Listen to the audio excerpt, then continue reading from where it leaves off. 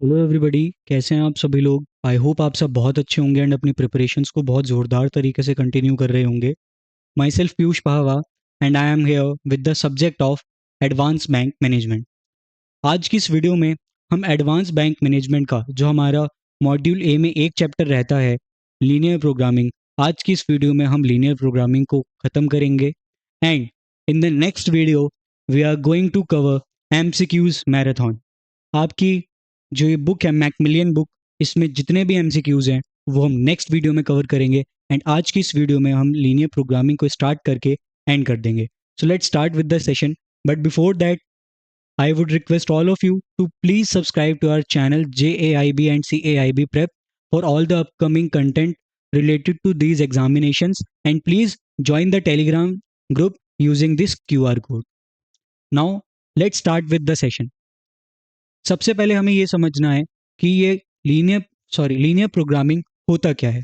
तो देखिए, linear programming refers to several related mathematical techniques that are used to allocate limited resources among competing demands in an optimal way. इसका मतलब क्या है कि linear programming आपकी ऐसी मैथमेटिकल टेक्निक्स हैं जिनका यूज करके आप लिमिटेड रिसोर्सेज से ऑप्टिमल सॉल्यूशन बना सकते हैं, ऑप्टिमल वे में उन्हें यूज कर सकते हैं। ये किससे कर सकते हैं? आप लीनियर प्रोग्रामिंग की टेक्निक को यूज कर सकते हैं। For obtaining the optimal solution, the problems should be structured in a particular format. And वो फॉर्मेट अभी हम आपको आगे डिस्कस करेंगे कि कौन से फॉर्मेट में हमें अपनी प्रॉब्लम्स को डिस्क्राइब करना है, कैसे हमें उनके ऊपर कंडीशंस लगानी है, वो हम इसी सेशन में आगे थोड़ी देर में समझेंगे। नेक्स्ट है, the type of problems should have linear constraint and the decision maker must be trying to maximise some linear objective function. यहाँ पे मैक्सिमाइज के साथ साथ मिनिमाइज भी हो सकता है। जो हमारी टाइप ऑफ प्रॉब्लम हम यहाँ पे लीनियर प्रोग्रामिंग में समझने वाले हैं, उनके ऊपर एक लीनियर कंस्ट्रेंट होना चाहिए। कंस्ट्रेंट का मतलब क्या होता है? बाधा। कंस्ट्रेंट का दूसरा मतलब होता है condition.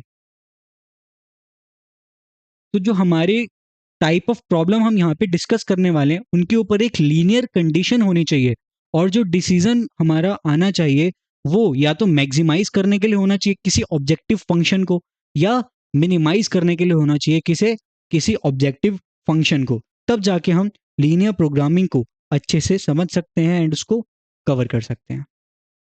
Formulation of linear programming. तो लीनियर प्रोग्रामिंग को अगर आपको फॉर्मुलेट करना है तो इसके कुछ स्टेप्स हैं, अब हमें वो समझते हैं। सबसे पहला स्टेप है लीनियर प्रोग्रामिंग प्रॉब्लम, इसे हम एलपीपी कहेंगे अब से, एलपीपी। और अगर लीनियर प्रोग्रामिंग होगा तो उसे हम एलपी लिख देंगे। LPP is a method by which a function profit, loss, time, cost can be maximised और minimised with respect to some condition. जो आपकी एलपीपी है, ये एक ऐसा मेथड है जिससे आप एक फंक्शन डिफाइन करेंगे। कौन सा फंक्शन? Objective function. और ऑब्जेक्टिव फंक्शन या तो आपका मिनिमाइज किया जाएगा या मैक्सिमाइज किया जाएगा with respect to some condition. The function which has to be maximised और minimised is called objective function, ये मैंने आपको भी बता दिया। And the conditions are called constraint, ये मैंने आपको प्रीवियस स्लाइड पे बताया था कि कंस्ट्रेंट्स का मतलब क्या है? बाधा या फिर conditions.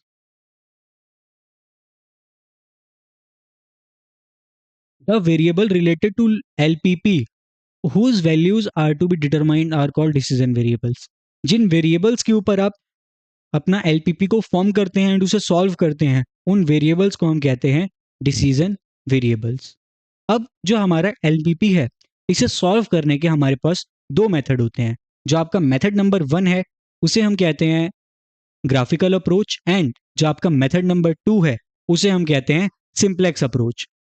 Let's start with the graphical approach.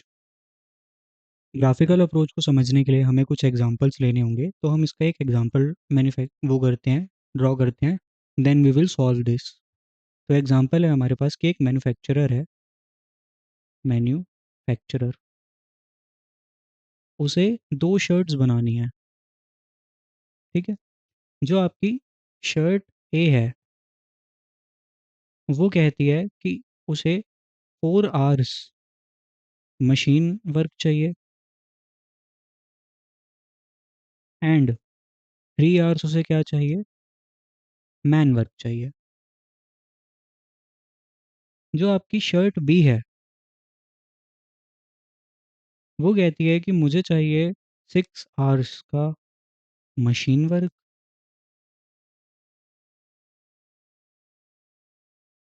And 2 hours का मैन वर्क।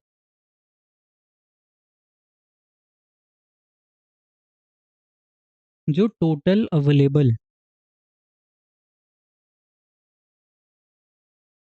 मैन आवर्स हैं, वो हैं हमारे पास 120, और जो टोटल अवेलेबल मशीन आवर्स हैं, वो हैं हमारे पास 180। शर्ट ए को आप शर्ट ए से आप कितना प्रॉफिट जनरेट कर सकते हैं उसे बेच के? ₹100 का। और शर्ट बी को अगर आप बेचेंगे तो आप प्रॉफिट जनरेट कर पाएंगे ₹90 का। ये क्या है आपका प्रॉफिट। तो आपको क्या करना है? Find the combination where the manufacturer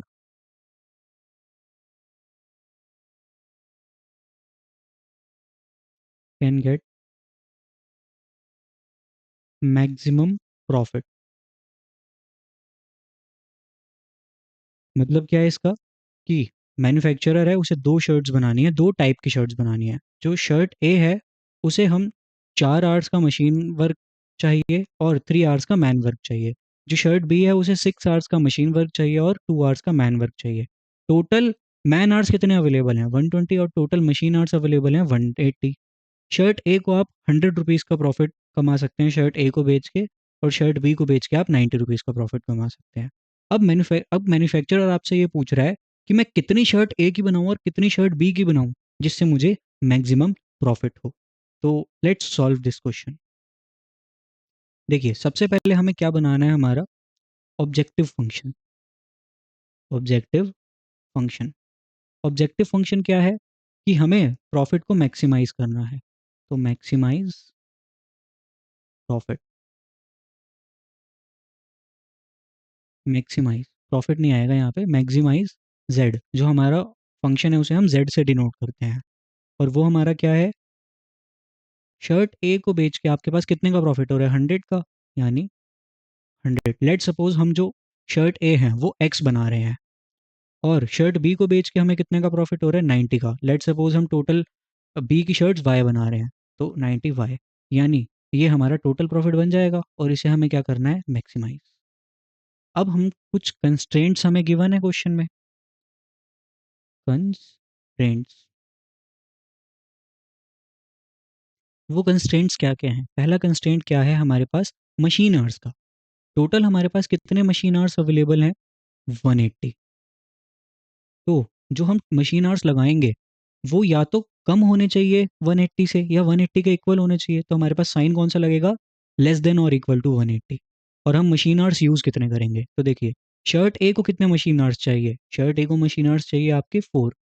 तो यानी अगर हम टोटल जो मशीन आवर्स लगेंगे टोटल ए की शर्ट में, वो 4x लगेंगे। और शर्ट बी में कितने मशीन आवर्स चाहिए हमें? 6। तो यानी ये कितना हो जाएगा? 6y। 4x plus 6y is less than और इक्वल टू 180। जो सेकंड आपका कंस्ट्रेंट बनेगा वो मैन आवर्स पे बनेगा। मैन आवर्स आपके पास टोटल कितने अवेलेबल हैं? 120। तो ये क्या आ जाएगा? इज लेस देन और इक्वल टू 120। अब मैन आवर्स आपके मशीन ए को कितने चाहिए? उसे चाहिए 3। उसे कितने चाहिए? 3। तो यानी ये हो जाएगा आपका यहाँ पे 3x प्लस जो आपकी शर्ट बी है उसे कितने मैन आवर्स चाहिए? 2। तो ये आपका कितना हो जाएगा? 2y। ये आपके पास बन गई दो इक्वेशंस। नेक्स्ट जो आपकी इक्वेशन है वो एक अजम्पशन है, क्या? कि x और y इज लेस देन और इक्वल टू 0। ये अजम्पशन कैसे है? क्योंकि जो आप शर्ट्स बनाएंगे या तो वो 0 हो सकती है या पॉजिटिव हो सकती है। क्या नेगेटिव शर्ट्स बन सकती हैं? नहीं बन सकती। इसलिए x and y is greater than और इक्वल टू 0। अगर ये दोनों 0 से बड़े हैं, यानी जो हमारा ग्राफ बनेगा वो किस में बनेगा? फर्स्ट क्वाड्रेंट में बनेगा। वो किस में बनेगा? फर्स्ट क्वाड्रेंट में ही बनेगा। इसका सिर्फ इतना सा रूल है इन लाइंस का, सिर्फ इतना सा रोल है कि जो हमारा ग्राफ है वो किस में बनेगा, फर्स्ट क्वाड्रेंट में। अब अगर हम इस इक्वेशन को थोड़ा सा आगे सिंप्लीफाई करें तो देखिए, अगर हम पूरी इक्वेशन को 2 से डिवाइड करेंगे तो ये इक्वेशन आपकी क्या बनेगी, 4x divided by 2 plus 3y divided by 2 is less than और इक्वल टू 180 डिवाइडेड बाई 2। तो ये आपकी क्या बन गई, 4x डिवाइडेड बाई 2 कितना होगा, 2x। 3y, सॉरी 6y था यहाँ पे, 6y डिवाइडेड बाई 2 हो गया आपका 3y इज लेस देन और इक्वल टू 180 डिवाइडेड बाई 2 कितना होता है, 90। तो ये आपकी बन गई इक्वेशन नंबर 1। इक्वेशन 1। इक्वेशन 2 आपकी ये है, इक्वेशन 2। अब हम इन दोनों इक्वेशंस को सॉल्व करेंगे और ग्राफ पे प्लॉट करेंगे। तो देखिए, ये हमारे पास ग्राफ है। सबसे पहले हमें ये समझना है कि 2x plus 3y is greater than और इक्वल टू 90। तो हम पहले इसी इक्वेशन को लेते हैं, 2x plus 3y is equals to 90 मानते हैं इसे हम एक बार के लिए। अगर हम x में ज़ीरो रखें, अगर हम x में ज़ीरो रखें तो 2 into zero plus 3y is equals to 90 हो जाएगा। तो यहाँ से आपको क्या मिला, ज़ीरो, क्योंकि 2 इंटू ज़ीरो तो ज़ीरो हो जाएगा, plus 3y is equals to 90। इससे हमें क्या मिलेगा, y इज इक्वल्स टू 90/3 जो कि होता है 30 के। तो अगर आपका x कितना है, x अगर आपका है ज़ीरो तो y की वैल्यू कितनी होगी, 30 होगी। तो एक काम करते हैं, इसे ये जो 5 लिखा है ना, हम इसे थोड़ा सा मॉडिफाई कर देते हैं ताकि हम अपने क्वेश्चन को प्योरली कर पाएँ। इसे 5 हटा देते हैं यहाँ से, इसे 10 हटा देते हैं, सिमिलरली यहाँ से 5 हटा देते हैं और 10 हटा देते हैं। क्योंकि आपका ये x और y ग्रेटर देन 0 है, तो ये आपका ओरिजिन बन जाएगा और ये आपका जो है ये पूरा फर्स्ट क्वाड्रेंट है। तो आपके जो बाकी के क्वाड्रेंट्स हैं उनकी कोई नीड ही नहीं है। तो हम सिर्फ फर्स्ट क्वाड्रेंट में ही अपना डेटा को प्लॉट करने वाले हैं। तो देखिए, क्योंकि यहाँ पे हमें इसे डिफाइन करना पड़ेगा ताकि हम इसे अच्छे से समझ पाएँ, तो हम मान लेते हैं ये है आपका 2, ये है 4। नहीं, यहीं पे थोड़ा सा ऊपर चला जाएगा डेटा क्योंकि हमें 30 पे चाहिए, राइट। तो हम करते हैं, इरेज पे जाएंगे फिर से।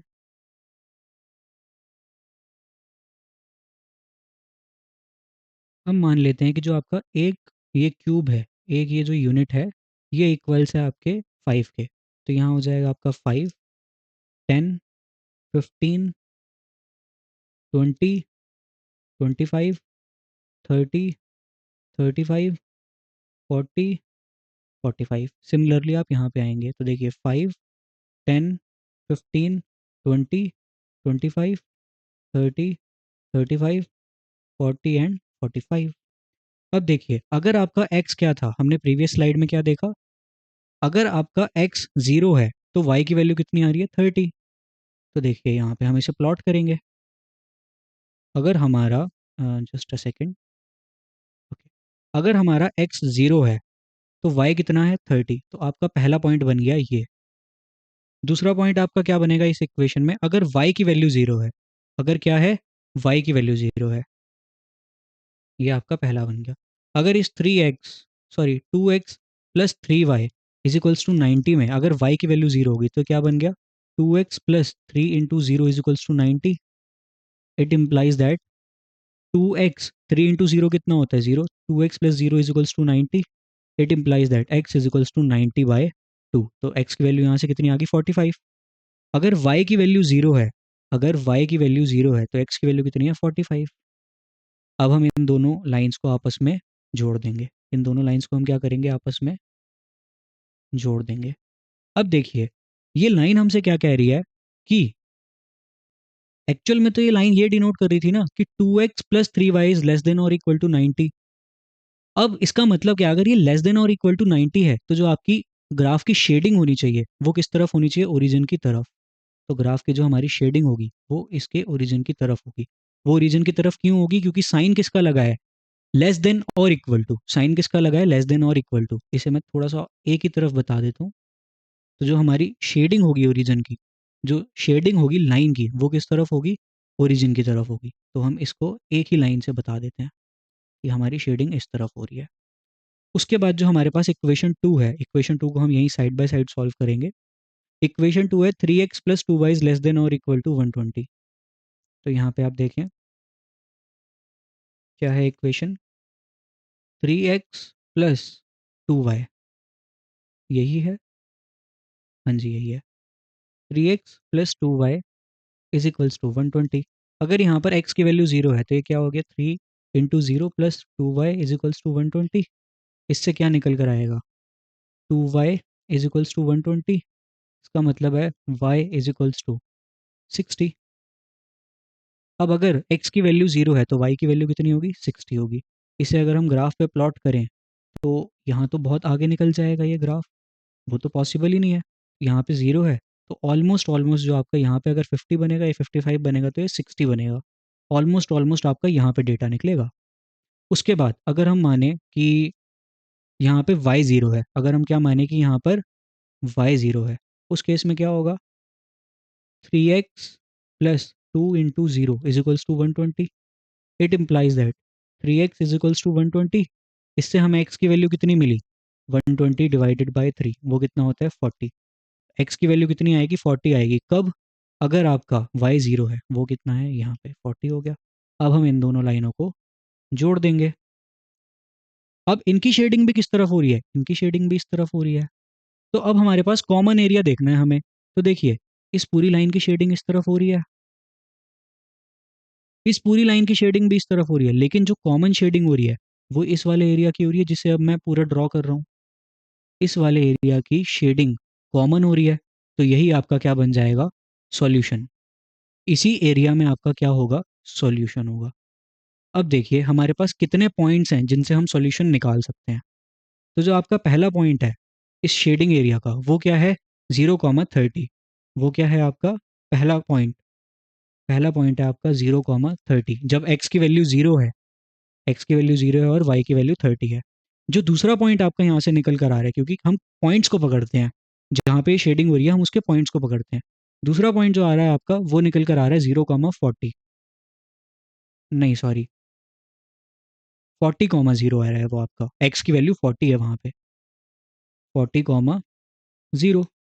एंड जो आपका एक और ऑप्शन आ रहा है, वो ऑप्शन कहाँ आ रहा है, जहाँ पर ये दोनों लाइनें इंटरसेक्ट कर रही हैं, जहाँ पे ये दोनों लाइनें क्या कर रही हैं, इंटरसेक्ट कर रही हैं। तो यानी तीसरा पॉइंट आपका कैसे निकलेगा, उसके लिए आपको इन दोनों इक्वेशंस को सॉल्व करना पड़ेगा।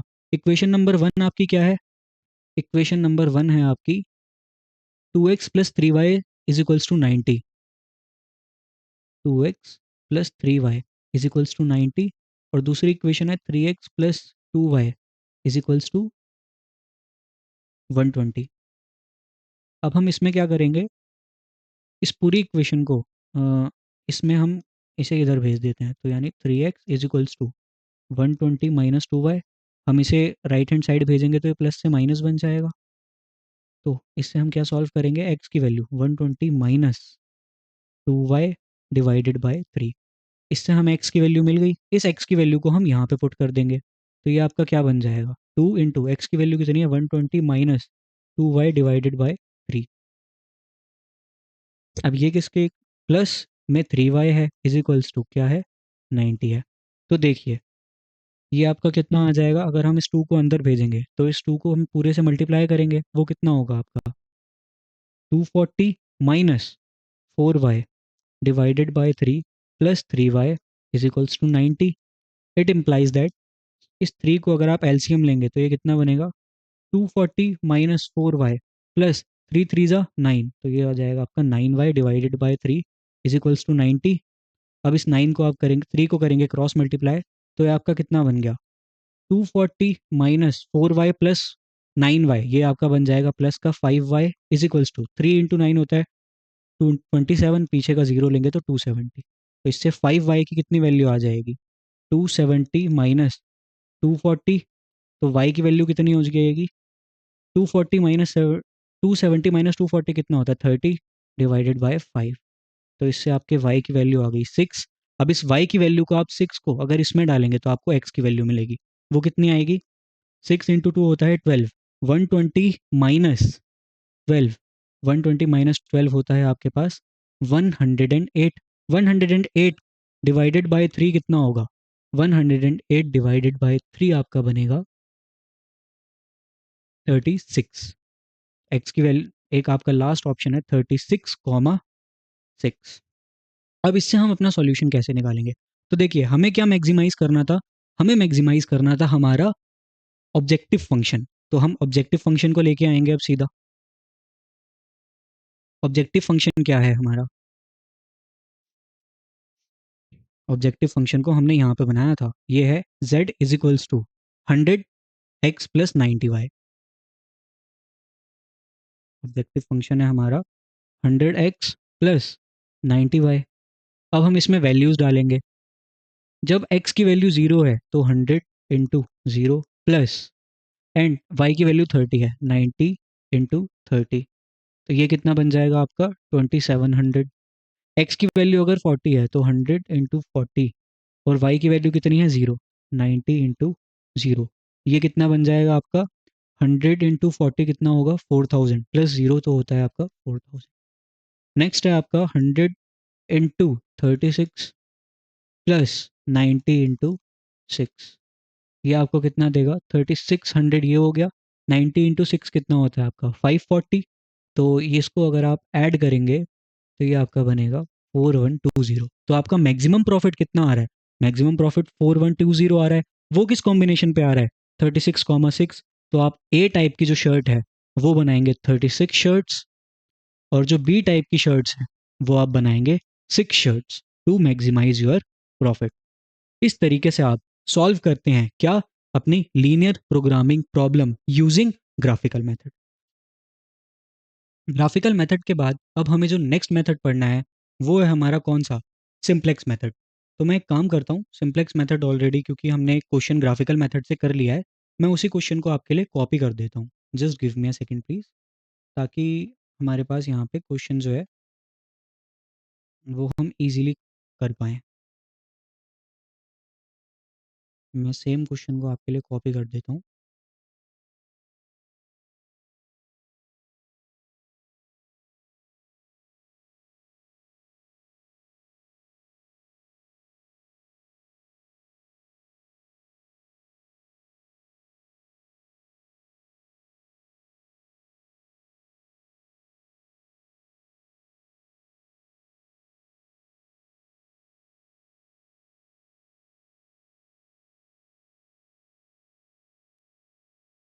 ओके, तो देखिए हमने सेम क्वेश्चन को क्या किया, यहाँ पे कॉपी कर लिया ताकि हम सेम क्वेश्चन को अब सिंप्लेक्स अप्रोच के तहत भी समझ पाएँ। अभी तक हमने क्या पढ़ लिया? ग्राफिकल अप्रोच से पढ़ा, अब हमें पढ़ना है सिंप्लेक्स अप्रोच से। क्वेश्चन वही है, मैन्युफैक्चरर है, उसे 2 टाइप की शर्ट बनानी है। जो शर्ट ए है उसमें हमें 4 आवर्स मशीन वर्क चाहिए एंड 3 आवर्स किसका? मैन वर्क चाहिए। शर्ट बी में हमें 6 आवर्स मशीन वर्क के चाहिए एंड 2 आवर्स मैन वर्क के चाहिए। टोटल अवेलेबल मैन आवर्स हैं आपके 120, टोटल अवेलेबल मशीन आवर्स हैं आपके 180। शर्ट ए से हमें प्रॉफिट होता है 100 का एंड शर्ट बी से हमें प्रॉफिट होता है 90 का। तो हमें बेस्ट पॉसिबल कॉम्बिनेशन बनाना है जिससे हमें मैक्सिमम प्रॉफिट हो। तो उसके लिए हम क्या करेंगे? अब हम सिंप्लेक्स अप्रोच में फिर से हम पहले अपने ऑब्जेक्टिव फंक्शन को डिफाइन करेंगे। ऑब्जेक्टिव फंक्शन क्या है हमारा? Maximise profit. तो maximise z equals to 100 rupees का प्रॉफिट हो रहा था पहली शर्ट से, 90 का हो रहा था हमारा दूसरी शर्ट से, प्लस 90y। ये हमारा क्या हो गया? ये हमारा हो गया ऑब्जेक्टिव फंक्शन। उसके बाद कंस्ट्रेंट हमारे पास है, क्या है? कंस्ट्रेंट। जो पहला कंस्ट्रेंट है हमारे पास वो है मशीन आवर्स का।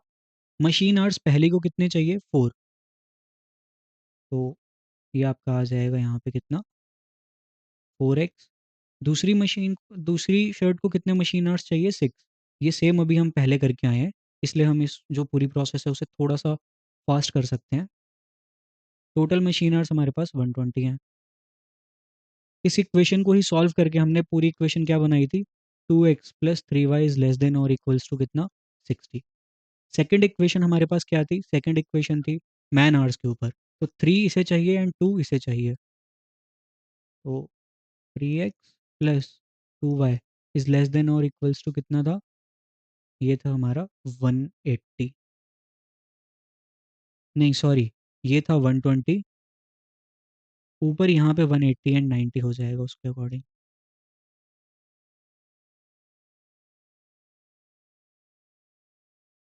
एंड तीसरी जो हमारी कंडीशन थी वो क्या थी, x and y greater than 0 है।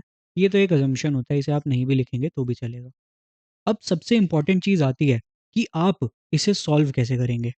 तो सिंप्लेक्स मेथड में आप सॉल्व करने के लिए सबसे पहले हमें समझना होगा किसे, स्लैक वेरिएबल को। किसे समझना होगा हमें, स्लैक वेरिएबल को। तो देखिए यहाँ पे जो हमारे पास कंस्ट्रेंट है 4x प्लस 6y, सॉरी हम ये वाली कंस्ट्रेंट की बात करते हैं, 2x plus 3y is less than और इक्वल टू 90।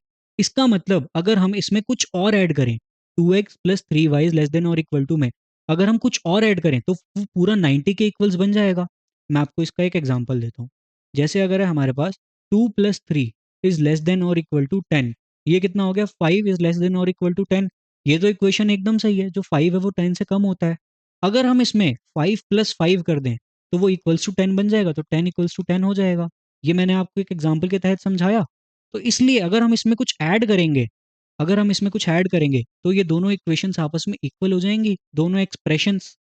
तो इसके लिए हम क्या करेंगे यहाँ पे, लेट सपोज हम ऐड कर लेते हैं किसे, पहली इक्वेशन में हम ऐड कर लेते हैं m को। किसे ऐड कर लेते हैं, m को। तो आपका कितना हो जाएगा, 2x plus 3y plus m is equals to 90। दूसरी इक्वेशन जो लेट सपोज हमारे पास है उसमें हम ऐड कर लेते हैं 3x प्लस 2y, उसमें हम ऐड कर लेते हैं n को, इज इक्वल्स टू 120। अब देखिए इससे हमारा ऑब्जेक्टिव फंक्शन भी चेंज होगा। तो ऑब्जेक्टिव फंक्शन क्या होगा, z is equals to 100x plus 90y। लेकिन ये तो ऑलरेडी इक्वल्स का साइन लगा है, तो अगर हम इसमें m और n को लाना भी चाहेंगे तो हमें वो जीरो के साथ लाना पड़ेगा। किसके साथ लाना पड़ेगा, जीरो के साथ लाना पड़ेगा, ताकि पूरी इक्वेशन में कोई चेंज ना आए। अब हमें क्या करना है यहाँ पे, अब हमें एक बनाना होगा टेबल। अब हमें यहाँ पे क्या बनाना होगा, एक टेबल बनाना होगा। जो हमारी यहाँ पर टेबल बनेगी वो कुछ इस तरीके से बनेगी। देखिए सबसे पहले यहाँ पे आएगा आपका कॉस्ट वेरिएबल, नेक्स्ट आपका आएगा बेसिक वेरिएबल।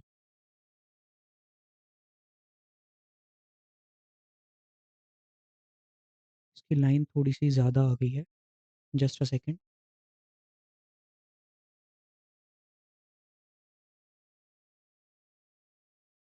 नेक्स्ट कौन सा है हमारा, बेसिक वेरिएबल।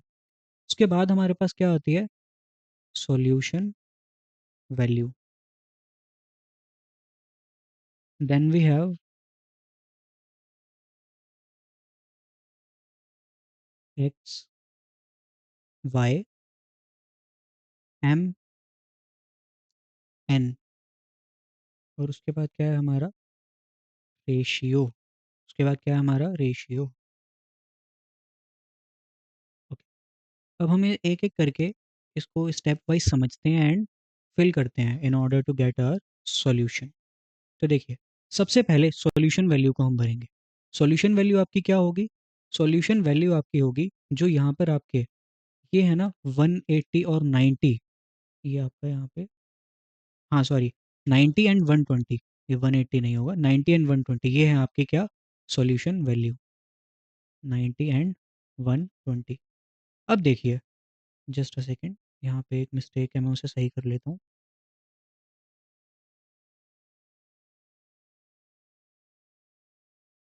ओके, अब देखिए जब सॉल्यूशन वैल्यू 90 है तब x के साथ क्या है, जब सॉल्यूशन वैल्यू हमारी 90 है तब x के साथ 2 लगा हुआ है, तो यानी x के नीचे हम लिखेंगे 2। तब y के साथ क्या लगा हुआ है, 3, तो यानी हम y के साथ नीचे लिखेंगे 3। जब सॉल्यूशन वैल्यू 90 है तब m के साथ क्या लगा हुआ है, m के साथ कुछ नहीं है, यानी m के साथ क्या है 1, क्योंकि 1 इंटू एम क्या होगा, m होगा, तो यानी आएगा 1। क्या इसमें n है, जब सॉल्यूशन वैल्यू 90 है तब क्या n है, नहीं है, तो यानी यहाँ पे क्या आएगा हमारा 0। सिमिलरली अब हमें यही प्रोसेस इसके लिए करनी है, किसके लिए, 120 के लिए। वो कैसे आएगी, अगर आपकी 120 जब सॉल्यूशन वैल्यू है तो x के साथ क्या लगा हुआ है 3, y के साथ लगा हुआ है 2, m है ही नहीं पूरी इक्वेशन में, m है ही नहीं पूरी इक्वेशन में, तो m 0 हो गया, और n के साथ है 1, क्योंकि 1 इंटू एन क्या होगा n, तो वह n के साथ आ गया 1। अब बेसिक वेरिएबल कौन से होते हैं आपके, x और y, जिनके ऊपर पूरी इक्वेशन लगी होती है, इन्हें हम कहते हैं क्या, बेसिक वेरिएबल। तो ये हो गया आपके x और y। कॉस्ट वेरिएबल क्या होते हैं, जो आपके एडिशनल वेरिएबल हमने ये ऐड किए हैं ना, इनका कोएफिशिएंट क्या है, किसमें, हमारे z में, यानी हमारे ऑब्जेक्टिव फंक्शन में। तो ये है हमारा क्या, 0 0। अब सबसे पहले हमें यहाँ पे डिफाइन करना है किसे, सबसे पहले हमें यहाँ पे डिफाइन करना है zj को। सबसे पहले हमें यहाँ पे डिफाइन करना है zj को। तो zj हम यहाँ पे लिख लेते हैं। zj क्या होता है, zj होता है हमारा coefficient in case of objective function. तो ऑब्जेक्टिव फंक्शन में हमारा x का कोएफिशिएंट क्या है, x के साथ क्या लगा हुआ है 100, y के साथ क्या लगा हुआ है 90, और m और n के साथ तो 0 0 लगा हुआ है। उसके बाद हम कैलकुलेट करेंगे किसे, cj को। cj कैसे कैलकुलेट होता है, summation of cost variable multiply by solution value. तो देखिए 2 इंटू 0 प्लस 3 इंटू 0, 2 इंटू 0 कितना होता है 0, प्लस 3 इंटू 0 कितना होता है 0, यहाँ पे आ जाएगा आपका 0। सिमिलरली 3 इंटू 0 प्लस 2 इंटू 0, ये कितना हो जाएगा 0। 1 इंटू 0 प्लस 0 इंटू 0, ये कितना हो जाएगा 0। 0 इंटू 0 प्लस 1 इंटू 0, ये कितना हो जाएगा आपके पास 0। अब हम कैलकुलेट करेंगे किसे, zj माइनस cj को। zj माइनस cj को, 100 माइनस 0 होता है 100, 90 माइनस 0 होता है 90, 0 माइनस 0 होता है 0, और 0 माइनस 0 होता है 0। अब यहाँ पे जो हमारी हाईएस्ट वैल्यू होती है, हाईएस्ट वैल्यू होती है किसमें, zj माइनस cj में, उसे हम कहते हैं क्या, उसे हम कहते हैं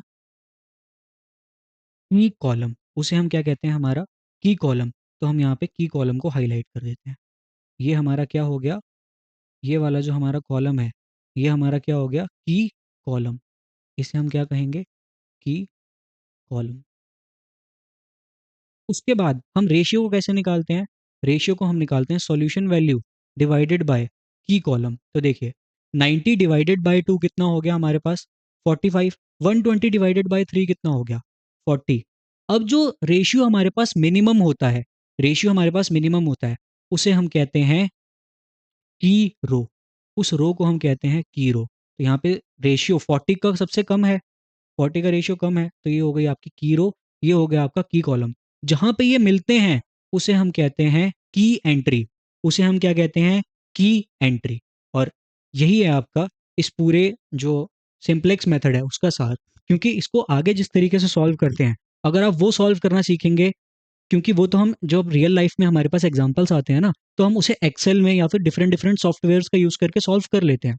बट अगर एग्जाम में आप इसे सॉल्व करने जाएंगे अपना मैन्युअली, तो आपके वो एटलीस्ट 30 से 40 मिनट्स ले लेगा।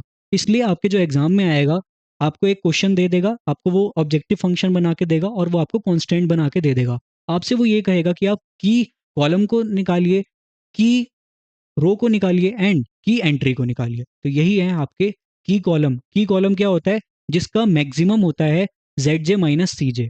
की रो क्या होती है, जिसका रेशियो मिनिमम होता है। और की एंट्री क्या होती है, जहां पे की रो और की कॉलम आपस में इंटरसेक्ट हो रहे होते हैं। एंड इसी के साथ आपका ये चैप्टर यहीं पे एंड होता है।